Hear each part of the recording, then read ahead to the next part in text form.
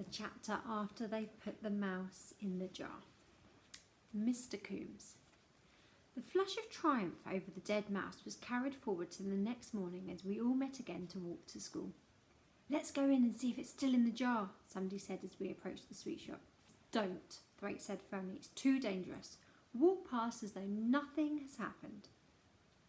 As we came level with the shop, we saw a cardboard notice hanging on the door.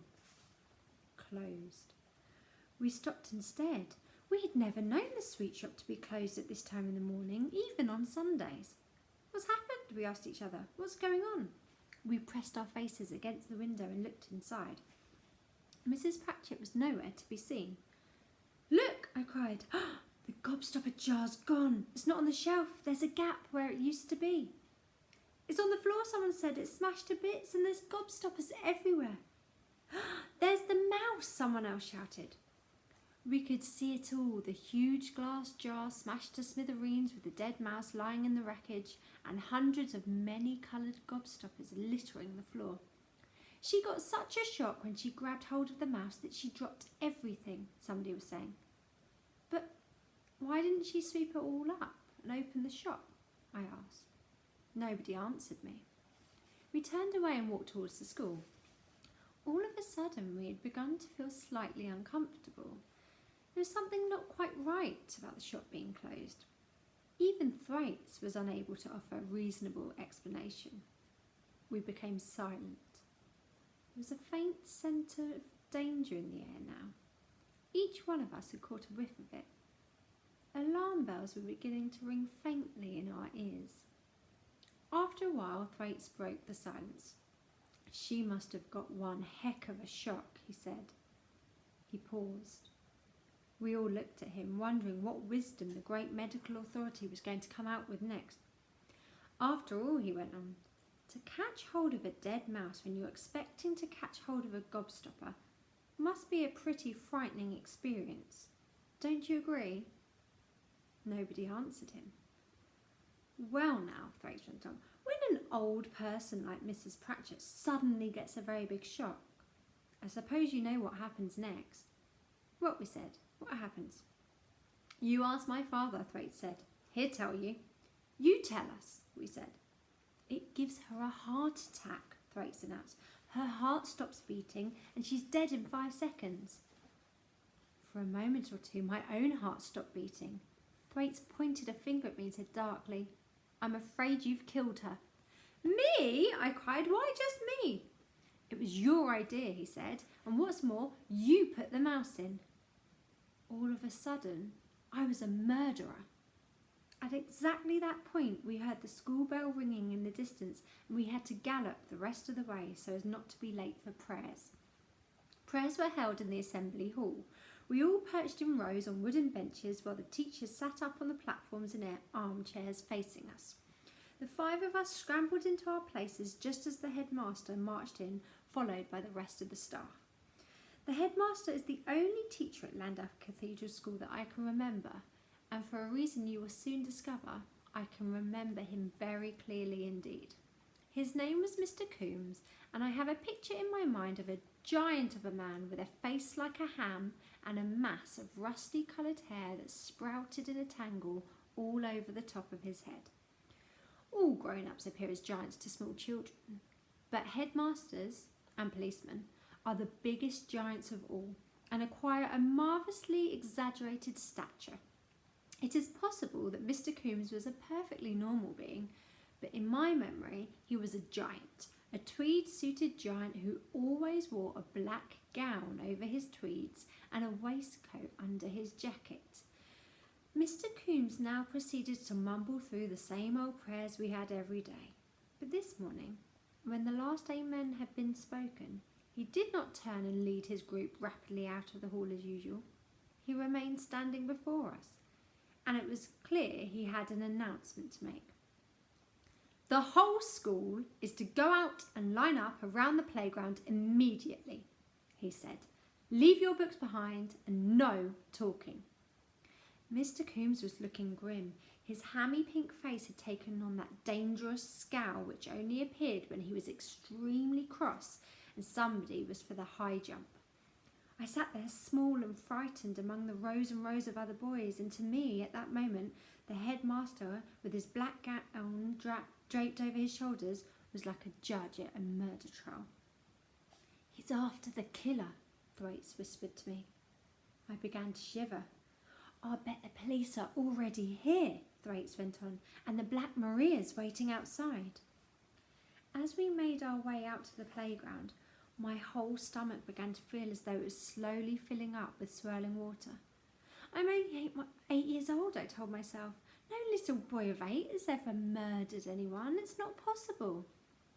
Out in the playground on this warm, cloudy September morning, the deputy headmaster was shouting, "Line up in forms. 6th form over there, 5th form next to them. Spread out, get on with it. Stop talking, all of you." Thwaites and I and my other 3 friends were in the 2nd form, the lowest but one, and we lined up against the red brick wall of the playground, shoulder to shoulder. I can remember that when every boy in the school was in his place, the line stretched right round the 4 sides of the playground. About 100 small boys all together, aged between 6 and 12, all of us wearing identical grey shorts and grey blazers and grey stockings and black shoes.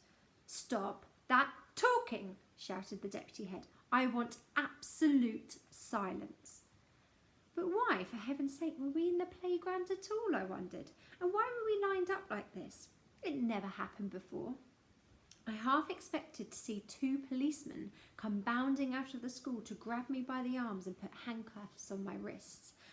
A single door led out from the school onto the playground. Suddenly it swung open, and through it, like the angel of death, strode Mr. Coombes, huge and bulky in his tweed suit and black gown, and beside him, believe it or not, right beside him trotted the tiny figure of Mrs. Pratchett herself. Mrs. Pratchett was alive! The relief was tremendous. "She's alive," I whispered to Thwaites, standing next to me. "I didn't kill her." Thwaites ignored me. "We'll start over here," Mr. Coombes was saying to Mrs. Pratchett. He grasped her by one of her skinny arms and led her over to where the 6th form was standing. Then, still keeping hold of her arm, he proceeded to lead her at a brisk walk down the line of boys. It was like somebody inspecting the troops. "What on earth are they doing?" I whispered. Thwaites didn't answer me. I glanced at him. He'd gone rather pale. "Too big," I heard Mrs. Pratchett saying. "Much too big. It's none of this lot. Let's have a look at some of them titchy ones." Mr. Coombes increased his pace. "We'd better go all the way round," he said. He seemed in a hurry to get it over with now, and I could see Mrs. Pratchett's skinny goat's legs trotting to keep up with him. They had already inspected one side of the playground where the 6th form and half the 5th form were standing. We watched them moving down the 2nd side, then the 3rd side. "Still too big," I heard Mrs. Pratchett croaking. "Much too big, smaller than these, much smaller. Where's them nasty little ones?" They were coming closer to us now, closer and closer. They were starting on the 4th side. Every boy in our form was watching Mr. Coombes and Mrs. Pratchett as they came walking down the line towards us. "Nasty cheeky lot, those little uns," I heard Mrs. Pratchett muttering. "They comes into my shop and they thinks they can do what they damn well likes." Mr. Coombes made no reply to this. "They nick things when I ain't looking," she went on. "They put their grubby hands all over everything. They ain't got no manners. I don't mind girls. I never have no trouble with girls, but boys is idiots and horrible. I don't have to tell you that, Headmaster, do I?" "These are the smaller ones," Mr. Coombes said. I could see Mrs. Pratchett's piggy little eyes staring hard at the face of each boy she passed. Suddenly, she let out a high-pitched yell and pointed a dirty finger straight at Thwaites. "That's him!" she yelled. "That's one of them! I know him a mile away, the scummy little bounder!" The entire school turned to look at Thwaites. What have I done?" he stuttered, appealing to Mr. Coombes. "Shut up," Mr. Coombes said. Mrs. Pratchett's eyes flicked over and settled on my own face. I looked down and studied the black asphalt surface of the playground. "Here's another of 'em," I heard her yelling. "That one there." She was pointing at me now. "You're quite sure?" Mr. Coombes said. "Of course I'm sure," she cried. "I never forgets a face, least of all when it's as sly as that one. He's one of 'em, all right. There was 5 altogether. Now where's them other 3? The other 3, as I knew very well, were coming up next. Mrs. Pratchett's face was glimmering with venom as her eyes travelled me down the line. There they are, she cried out, stabbing the air with a finger. Him, and him, and him. That's the 5 of them, all right. We don't need to look no farther than this, headmaster. They're all here, the nasty, dirty little pigs. You've got their names, have you?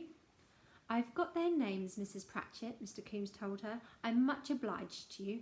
And I'm much obliged to you, headmaster, she answered.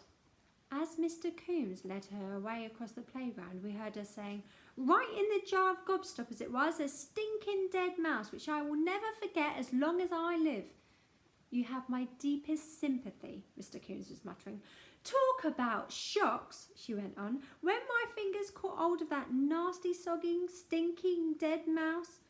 Her voice trailed away as Mr. Coombes led her quickly through the door into the school building. I wonder what will happen to the boys tomorrow.